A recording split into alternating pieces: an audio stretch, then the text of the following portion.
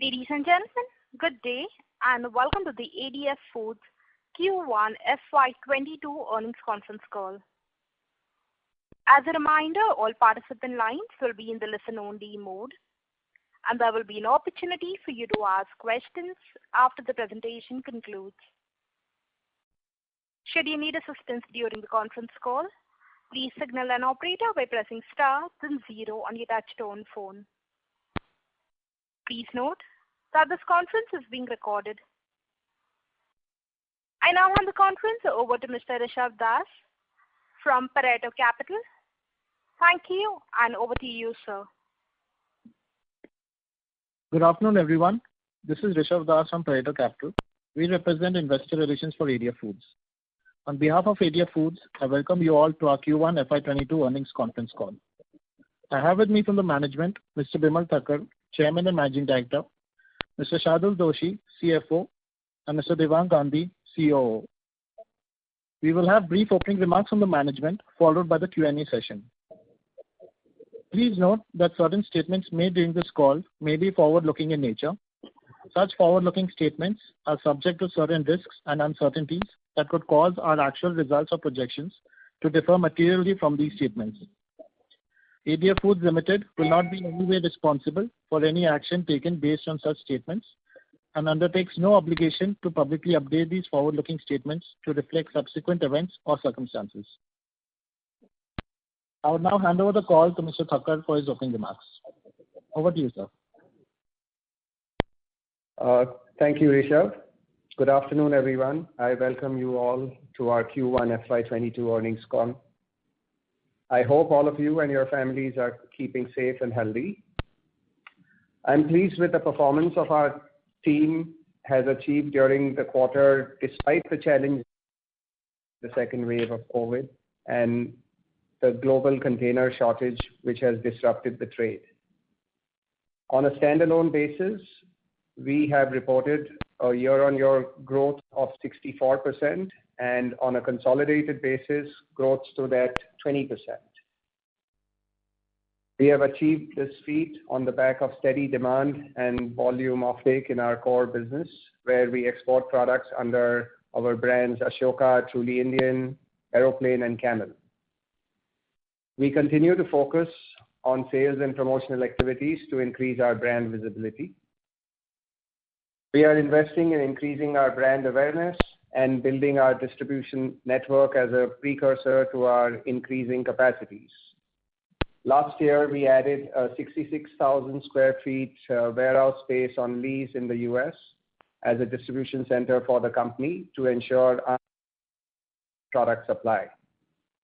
I'm pleased to inform we've also made additions in our senior sales and marketing team. John Campbell has joined our US company as an additional country manager for our retail brands, and Roberts has joined our UK team as a sales agent for our UK mainstream business. In terms of capacities, our newly leased facility of Surat commenced commercial productions from this quarter and has helped contribute to our growth. We are also doing debottlenecking and modernization in our existing manufacturing units, which will give us additional capacities of around 10%. These two together will drive our near-term growth for the next 2 years, which is 2023. By the start of FY24, we expect our greenfield expansion to come on stream. We've already been allotted 7 acres of land in Surat. We plan to increase capacities for frozen food, ready-to-eat, condiments, and with the potential to add around 10,000 metric tons of overall capacity. This first phase expansion is estimated at a capex of about 60 crores. Our agency distribution business this year saw some degrowth. We will continue to focus on this business as it helps us strengthen our network and provide additional lever for growth. We have planned some major promotional schemes along with our principals to increase sales during the forthcoming festive season. We have a strong balance sheet today, and we will leverage this potential to continue investing in our products, our global distribution network, and our manufacturing capacities while optimizing profitability and margins. This is all from my side for the moment, and I'll hand over to Shardul to take you through the financial update. Thanks. Over to you, Shardul. Yeah. Thanks, Vimal. Let me brief you on the financial highlights for the quarter. In Q1 FY22, our total revenue stood at rupees 90 crores, a growth of 20% compared to the same quarter last year. Our standalone business, which comprises of exports and India business, registered a revenue of rupees 62 crore, up 64% Y-on-Y, as we scaled up production post the initial COVID lockdown we faced in the previous financial year. Our US business, comprising PJ's and Nets brands, reported revenue of rupees 11 crores, and agency distribution business revenue stood at around 17 crores. We have started the year on a good note despite various challenges and are confident of demand and volume expansions in the coming quarters. EBITDA for the quarter stood at rupees 16 crores as compared to rupees 13 crores in Q1 FY21, a growth of 22% Y-on-Y, with almost 18%. And PAT for the quarter is around 11 crores, which is a margin of 12.5%. We continue to maintain a robust balance sheet with zero total debt. That's it from my side. We can now open the floor for question and answer session. Thank you. Thank you. Ladies and gentlemen, we will now begin with the question and answer session. Anyone wishing to ask a question may please press star and 1 on your touchtone telephone. If you wish to remove yourself from the question queue, you may press star and 2. Participants are requested to use handsets while asking a question. Ladies and gentlemen, we will wait for a moment while the question queue assembles.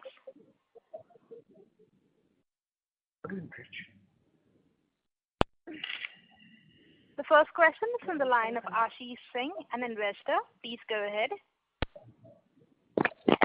My question is regarding the container services shortage. Is there any plan to overcome this bottleneck? Well, we are dependent on the shipping companies, and there is just now, it is challenging at the moment, but we are hoping in the next few months things should normalize. However, because of being a large exporter, we are getting more priority from the shipping companies, and we've been able to manage shipments. But the condition does continue to remain problematic, and we hope in the next few months it will get better.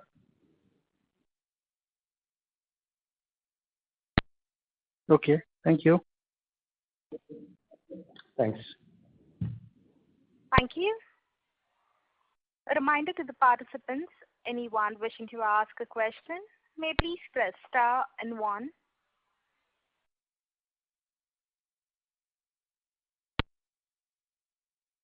The next question is from the line of Ayush Modani, an investor. Please go ahead. Hello. Hello. Yes. Yes. So I just wanted to clarify, like if we remove the other income for this quarter, then we see a very quite flat profit year on year, and despite our sales have gone up. So how do we see the margins going ahead? Like, will we see the contraction in margins, because we are in fooding business, and I believe fooding won't stop because of we have supply chain issues, but demand side issues I don't think there would be there. So what has led to the top line fall in quarter on quarter? Can you please guide me on that? Shardul, do you want to take that? Yeah. So other income mainly consists of the foreign currency gained during this quarter. So that's an operating profit anyway. So exchange rate has increased, and so that's going to remain as a sustainable income going forward also. So the margin, I think we are very confident that this will remain in this range, which we are showing. And then my second part of the question was like, as you said, I mentioned that top line has fallen quarter on quarter, but fooding cannot stop, as I believe. So what has led to the fall in quarter on quarter top line? Can you please guide me on that? So the top line. Yeah, sorry. Yeah. No, go ahead, Shardul. Yeah, so when you're looking at quarter on quarter in the fourth quarter of last financial year, we had a significant income from our export incentives, which was booked for the entire Q4 when we could recognize that revenue of 5.5 crores. If you exclude that, you will see that we are in a similar range. Of course, there is slight degrowth, and that's because of the container availability issues which we are facing. However, as Bimal said, we have the solution for it, and we hope that our sales will sustain going forward. So the sales have improved from the last couple of weeks from coming out of the June. Is it that? So in some markets we have started seeing, and look, you need to understand what has happened in US, in UK in this first quarter. Things have opened up out there, right? So people who had been stuck at home, consumers who had been stuck at home, were venturing out, and so eating at home reduced a little bit during that time. So we saw a little bit of a lull in this quarter. And from the last 2 weeks, we are seeing things improve in most of the markets, and we hope the second quarter will continue to see a good demand. And then you have the festive season of Diwali also coming in, so we hope to see a better second and third quarter. Oh, thank you. That's from my end. Thanks. Thank you. The next question is from the line of Bhishma, an investor. Please go ahead. Hello. My question basically revolves around this other income of 3.5 CR, of which I think 1.8 CR is foreign exchange. What is the other part of it? That's the treasury income, and that's the main part of this, so the investments which we have. So export incentives, is that part of other income, or is that counted from, where does that reflect? Was there any export incentive in this current quarter? So there is no export incentive in this quarter. The MEIS income stopped as of 31st of December, and government has announced a replacement by way of RoDTEP, which will replace this MEIS, but we are still waiting for the proper rules and guidelines for it in terms of how that will be implemented. Hence, we have not booked any income right now. Okay. Thanks. I'll join the queue. Thank you. A reminder to the participants, anyone wishing to ask a question, may please press star and 1.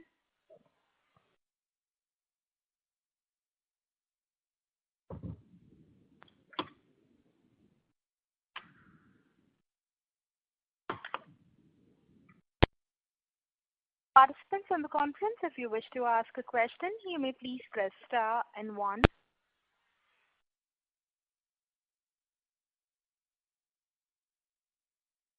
The next question is from the line of Abhijit Sinha from Pi Square Investments. Please go ahead.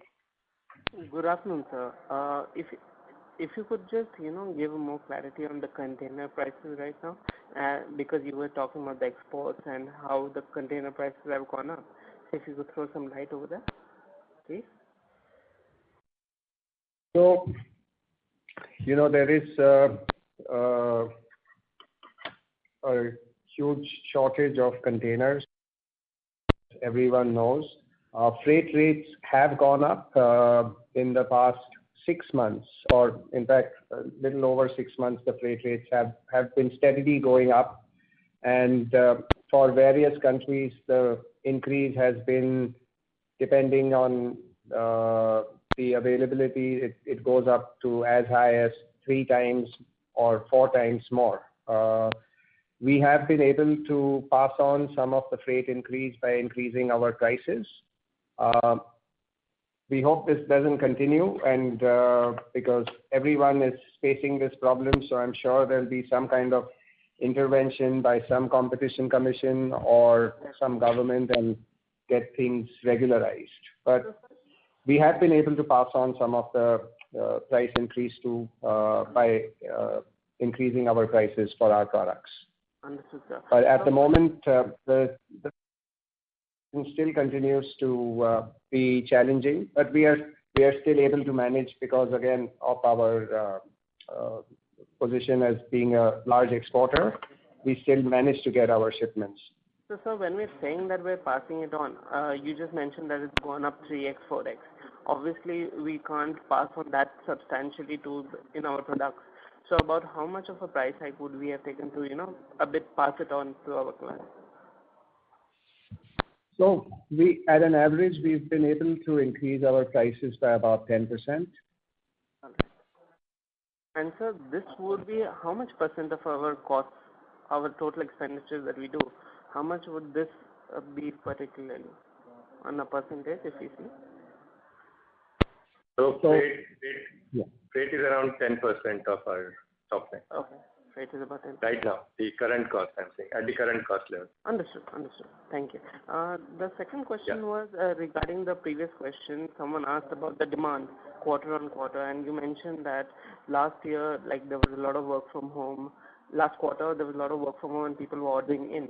Now I hope that, things get better and this situation opens up. So does that mean that those sales would not be expected on that level, or how do we go about it? So no, we're not seeing. Look, this last quarter was a quarter where travel opened up in the U.S. People were, so it was more of people wanting to eat out and doing that. So we saw our food service, the catering business increase, right? We have a food service side of the business, or the HoReCa business, as you all know it. So that increased for us. The eating at home reduced a little bit because of the opening up of the country. As I mentioned, in the last 2 weeks, we are again starting to see the demand get strong on the packaged food side, and I don't think people will stop eating at home. I mean, yes, you will have people eating outside, but eating at home will still continue. So I don't really see the demand going down. And then we are adding on more products. We are doing promotions. So all this will continue to help us grow our sales. Perfect. So, sir, last quarter we clocked about 100 crores in sales, and about this quarter it's about 96. So can we assume that about 90 to 95 crores could be an average throughout, in the going quarters? Or do we think that it can go up till 100 again?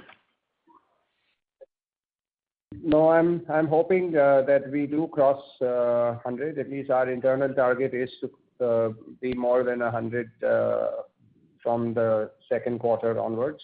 So we will obviously try our best to push for over 100 crores every quarter. Okay. And so is there any change in the future targets that we have kept as an organization? For the plan for FY22 or 23 in the long run kind of a thing? Is there any targets that we have set for the company? Yes, we have. We have done internal target setting, and we continue to maintain that. So we are not making any changes to target what we have set aside for ourselves internally. Okay. So it won't be able to be quantifiable, right? No, as in our last conference also we mentioned, by FY24 we hope to cross around 600 crores. So we still continue to stand by that. Perfect, sir. Thank you so much. Thank you.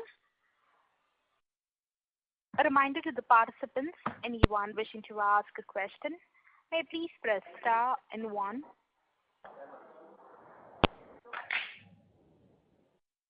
The next question is from the line of Saurabh Trivedi from Kashav Labs. Please go ahead. Good evening, sir. Saurabh Trivedi here. Actually, I had one question about the pricing. Since the price of raw material has gone up drastically, especially oil and all the raw vegetables, how are we seeing this demand fluctuation in the prices, and what are our plans in future? So, as I mentioned, we have been able to pass on some price increase. This some commodities have gone up, but it's not gone up across the board. I mean, in some places we've seen certain reductions also happening. So we have passed on the price increase, and that's how we've been able to continue to maintain our margins. Okay. Okay. Yeah. Despite even the freight increase and the, yeah. Yes, sir. Go ahead, please. No, I said we've been able to maintain our margins even though with the increase in some of the raw material prices and the freight price. We've still been able to maintain it. As I said, we've put a price increase since the last 3 months, and that's how we've been able to maintain our margin structure. Okay. And so second question is, our current capacity is 20,000 metric ton per annum, right? And we have invested for new facility in Surat, 7-acre land, right? So how long it will take to increase the capacity?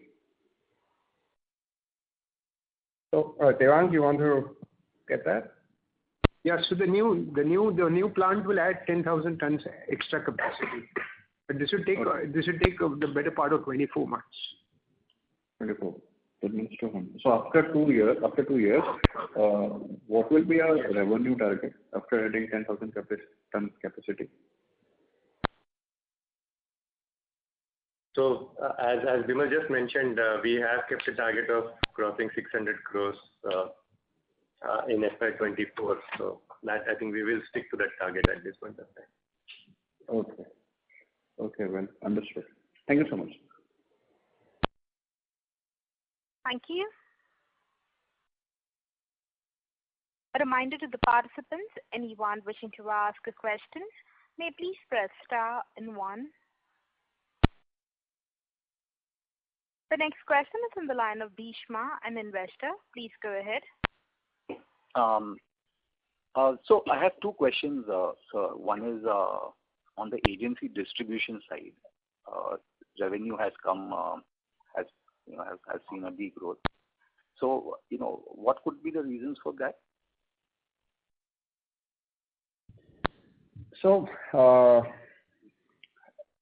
as I've mentioned, we've seen a little bit of in the market in terms of offtake in the first quarter because people were going out, eating out. So we saw a slight reduction on that front. But now, in the last 2 weeks, we've started again seeing the demand increase. So we hope that things, and now we've planned some aggressive promotions as well. So we expect the agency business to come back to normal in these next 3 quarters. Okay. And the next question, sir, is that we have a top line growth of about 16%. So what is the breakup between the volume part of it and the the price hike of it? Would that be? You could quantify that. Shardul? So price hike has happened in a recent time. So it's you will see that effect in the next quarter. So whatever increase is you are seeing, that's mainly because of the volume growth. Mainly because of the volume. And so what kind of products are you're seeing that there is a structural growth in what if not the specific product, but there's a specific brand or a specific type of a food product that you think is doing really well compared to the rest of the portfolio? Would you be able to give us some idea about that? So our flagship brand, Ashoka, continues to get stronger. A lot of new products are being added in that Ashoka brand. We are seeing good growth coming out of the ready-to-eat segment and the frozen food segment. That's where we are seeing good traction. Okay.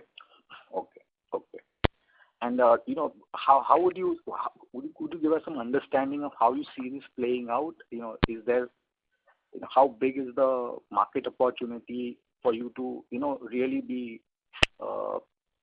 really get aggressive in this particular fast moving items or this fast moving segment? Just understanding of the competitive landscape would really help to directionally at least. Sure. So, I mean, if you look at the size of the ethnic Indian food between US and UK in the kind of categories we are in, it'll be close to, I guess, would be about at least $1 billion in size. So there is a lot of opportunity to grow. And Indian food is only more popular, even with the non-Indians, right? So this continues to grow, and so there's a huge opportunity in this thing. And what we are doing now in the US, with the first step was to start with one of our own centers so that we are able to cater better in the market. And the plan is in the next 2 years, we will have at least 4 to 5 distribution centers in the United States. Okay, so we'll be able to cater better, and the supply chain will be much stronger for us. Okay. We then hope to do the same in UK as well. So there's a lot of the opportunity is huge. Right. So, and the last question is that the rub-off of the agency distribution business on your core business, that is the processed food. How is that dynamic? Has that dynamic played out in the sense that you're able to cross-sell your products as well? So how do you Yes. How has that dynamic happened, and how do you see that as a sustainable way of increasing your revenue? No, it has definitely helped us. It's helped us and it's evident from the sales of our own brands, right? As I mentioned to you earlier, our core brand, Ashoka, continues to increase more market share, get more. So this has definitely helped us, and it helps us reduce our selling costs. It gives us more leverage with the retailers. So as a strategy, that has worked out well for us. Okay, sir. So best of luck for the next quarter. Thank you. Thank you. The next question is from the line of Miraj Shah from Dalal & Broacha Stock Broking Private Limited. Please go ahead. Hello, sir. Thank you for taking my question. I just have a couple of questions. I think I missed some part of the start of the call, so sorry for that. I just like to retouch on that point. The question is regarding the container issue that we are having. Do we have any short-term issues in short-term solution that we have, since we are expecting things? But for short-term, do we have any solution? And the second part was that I think just a couple of questions ago you said that there was a good volume growth that we have seen in this quarter. So can you just throw a number on that? What kind of volume growth have we seen this time? Okay, so let me answer your first question. The second question, I'll leave it for Shardul to answer. So the container problem, there is no solution in the sense we have to make our shipments by sea. Okay, so we have to use these containers and get our goods. That's the only way we can basically send our products to these markets, right? Because we are a large exporter, we have some leverage with the shipping companies, so we are getting priority compared to others. Yes, the freight rates have gone up. We've tried to mitigate that by passing on the price increase also in the marketplace. So we hope in the next few months things will basically stabilize on this container supply problem, because this is a worldwide problem at the moment. Every country is facing this problem. So I'm sure there'll be some solution which will come out on this. So we hope in the next few months things get better. As far as the second question, Shardul, you want to just let them know in terms of tonnage growth? So the volume growth, as I just mentioned, between 2 quarters, we have grown by almost 58% in terms of the top line. So from Q1 of last year to Q1 of this year. And largely except the exchange rate difference, which will be around, say, 10% of it, other is the volume growth which we have seen between the... And just remember that we have a base which is lower in first quarter of last financial year because of the COVID lockdown. Hence, the largely almost 45% is the volume growth which you will see between 2 quarters. Understood, sir. Thank you so much. Thank you.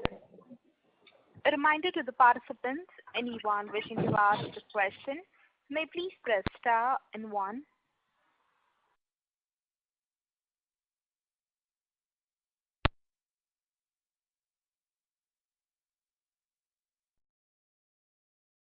Participants, if you wish to ask a question, you may please press star and 1.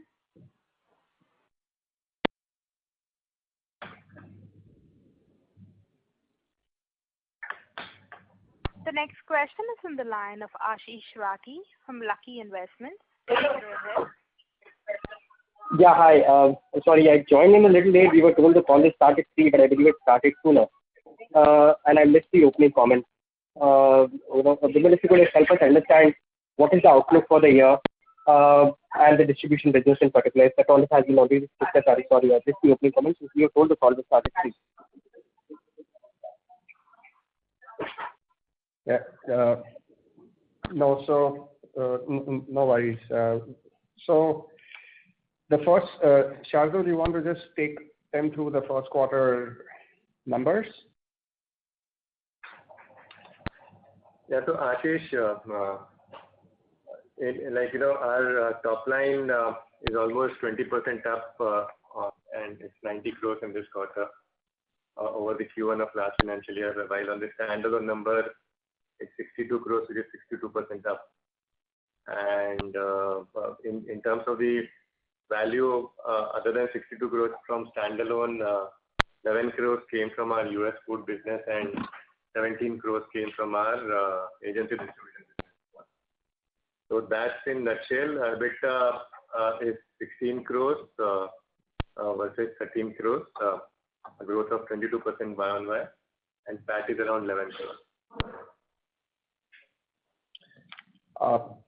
We've seen a little bit of a degrowth in the agency business for the first quarter. And that's because the first quarter there has been a little bit of a lull in the marketplace because everything opened up in the US, people were traveling, people were eating out, so the consumption at home went down a little bit. We saw our HoReCa business increase during that quarter. But now, from the last 2 weeks, we are again beginning to see demand pick up for the packaged foods as well.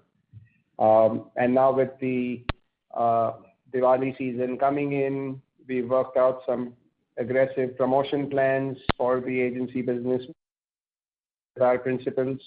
So we hope to get that back on track in these next 3 quarters. We hope to grow that business well.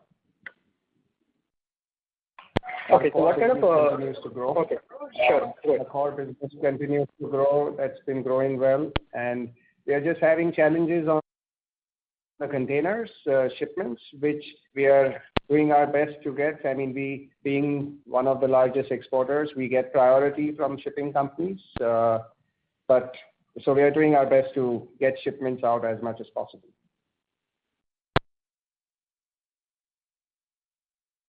Okay. So, the distribution business, what is the outlook for the full year? And what is the guidance that you're giving for full year, Vimal, this year in terms of top line growth and bottom line? So, in terms of top line, we hope to be from second quarter.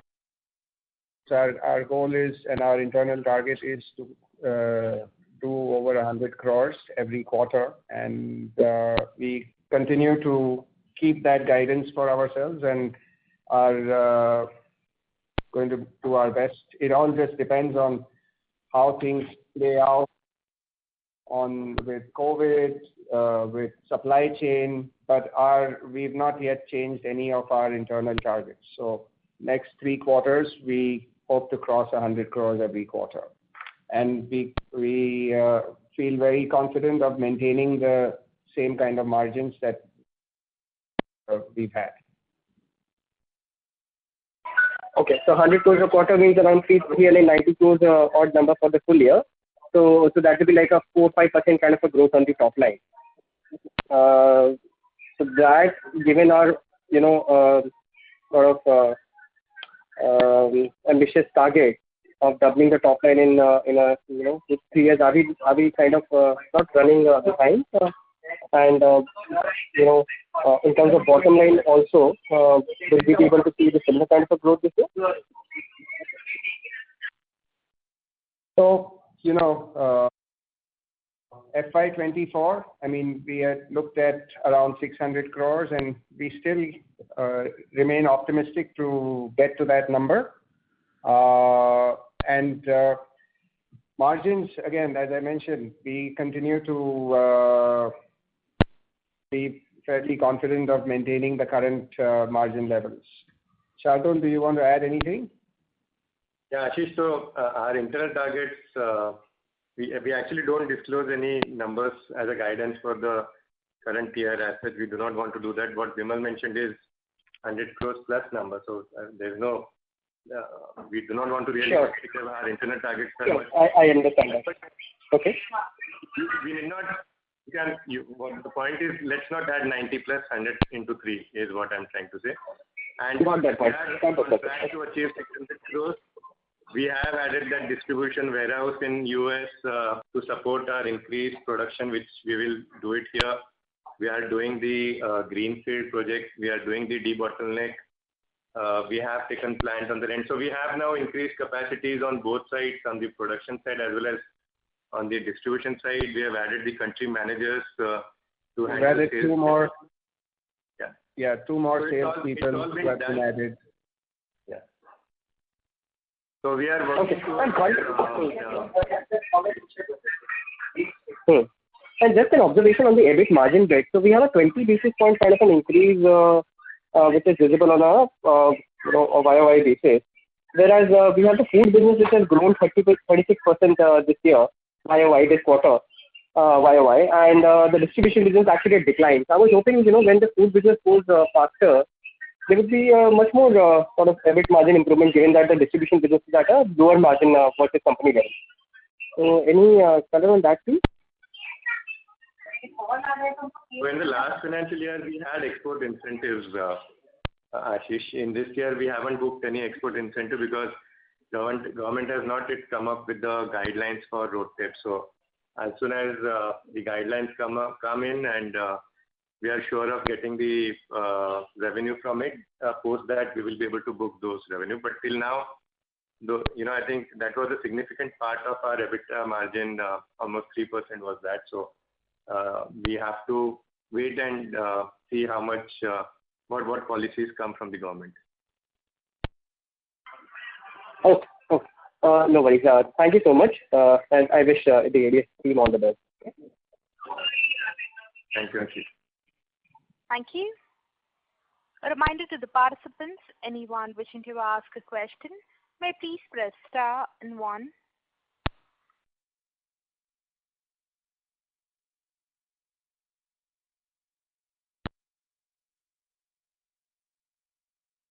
Participants, if you wish to ask a question, you may please press star and one.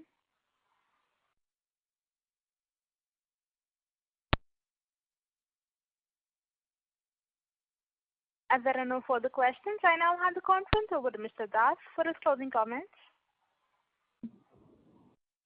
Yeah, sorry, Lizanne, can we take the last question? Just a minute. Yeah. Yeah. The next question Yeah, sure. is the line of Sagarika Mukherjee, an investor. Please go ahead. Yeah, hi, sir. Thanks for taking my question. Sir, your gross margin in the first quarter has actually increased on a YOY basis. I am excluding the other income portion also from it. I'm just talking operationally. Your gross margin has actually improved. So can you just help me understand, is it mostly because of any kind of price increases that we have taken, or is it like the structural number that we can take going forward, because it's much higher than your last year's gross margin also? So it's primarily because of the, when we look at it's a structural number actually, because the agency distribution share is lower in this particular quarter. So in Q1 of last financial year, agency distribution business was almost 30% of the top line, while it is right now in this year, in this quarter, it is 17%. But all right, so EBITDA, once it picks up, then it's yeah. Okay, so the mix will, so once the agency business actually picks up, it will actually again kind of normalize. So, sir, in a steady state scenario today at the costing and let's say the FX also keeps improving as an operational number for you, FX gains, etc. As a steady state gross margin number, what should we look at? I think we maintain, we will be able to maintain these ratios going forward. So on our standalone, our gross margin will remain at the level of around 54 to 55% of total income which we are earning.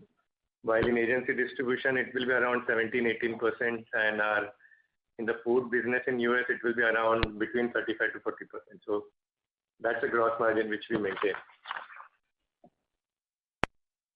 Okay. So at the console level, sir, I was looking at your console gross margin last year was 41.7. Right. Would you say that is what you would look at? I just mentioned, I just explained you the agency distribution gross margin is much lower compared to the other businesses. Hence, if the share of agency distribution is higher, then the average will work out lower. But when we look at the EBITDAs, generally, you will see that they are in line with, because there is not significant difference in the EBITDA margin of all the three businesses. In terms of our main business, we earn around, we are able to earn around 20% of EBITDA margin. Our food business in US is around 16% and our agency distribution will be around 12%. So when the average out, it will work out to around 18 to 19% because the core business is higher share, and when you add the other stuff, then we get around 20% EBITDA. Got it. And so the other expenses item is the one which has increased dramatically for you in this quarter. So is this largely attributed to your increase in the container costs, etc., and would you expect that to come off? Yes. So largely it's because of that. And I guess this is going to continue for a quarter or two. The freight cost is going to remain high. But as Bimal just mentioned, we have taken some price hikes. So when we look at the percentage ratio, because then it will not be significantly higher there. Got it. And sir, going by the competitive scenario, in US, UK, and all your markets there, once the container costs, etc., start coming off, whenever it does, would you need to pass on the benefits and take a price cut or something like that, depending on the history of your product? It's normally we wouldn't do that because the price increase also we haven't given a full increase to the effect of the input cost increase and the freight cost increase. So we would hope to continue maintaining those prices, even if it comes down, even if the freight rates come down. All right, got it. And so this target of FY24 of crossing 600 crores in revenue, etc., how much portion of it is, from the agency business that we look at? It will remain in the ratio of between 20 to 25%. Will not. So the current ratios is what we will maintain in agency distribution also. Because the growth is going to happen across all the segments in which we operate. Our focus is always going to remain on our core business and on our own brands, right? But yes, the agency business also will grow, but you'll still continue to see major sales coming out of the core business. All right, got it. Thanks a lot, sir. Yeah. Thank you. A reminder to the participants, anyone wishing to ask a question, may please press star and 1.